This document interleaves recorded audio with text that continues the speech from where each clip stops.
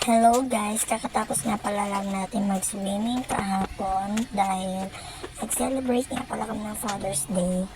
Hindi na sinabay ng Sunday kasi nga nagpasok na kinabukasan guys.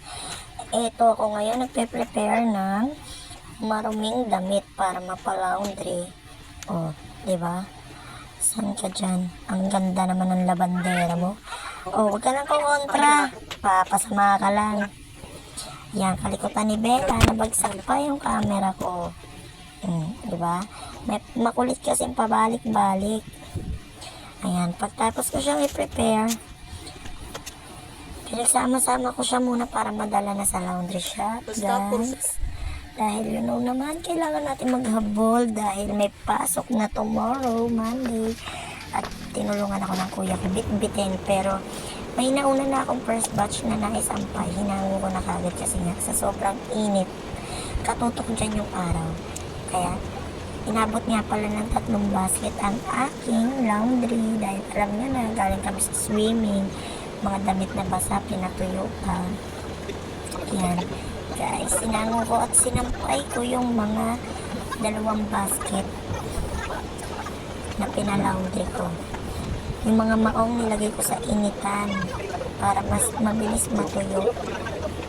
Tapos may chismosong lumapit. Sabi niya, ano ka ngayon? Pasarap ka kahapon? Maghirap ka ngayon. Inurot lang niya ako para lang ipamukha sa akin may sasampay ako ngayon. Tapos, syempre, pagtapos ko magsampay niyan guys, syempre, liligpitin ko muna yung mga ginamit-gamit ko, diba?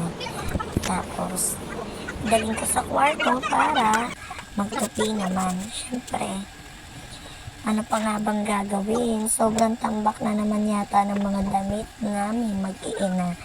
Lalo na ako, sobrang dami kong damit, guys. Sabi ko, break muna tayo. Yan ang lagi kong kasama kahit na anong gawin ko.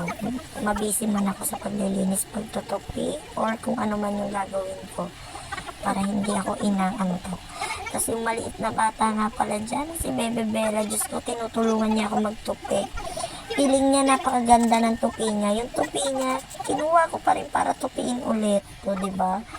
O, tapos sinalansan ko na muna yung iba. Yung brat panty nga pala, mga naka-organize lang naman yan sa mga storage box, kaya hinuli ko ng pag-ano. Tapos ayan guys, nakikigulo talaga na batang maliit, gusto niya talagang tumulong para makapagtupi. Hindi naman maayos yung tupi niya guys, inuulit ko pa rin, doble lang trabaho ginagawa ko. Yan nga pala yung mga damit na bagong bigay ng ate ko. Syempre, flex natin yan. Tapos na ako guys. Salamat sa inyong panonood. Pahinga time na ako later. Bye!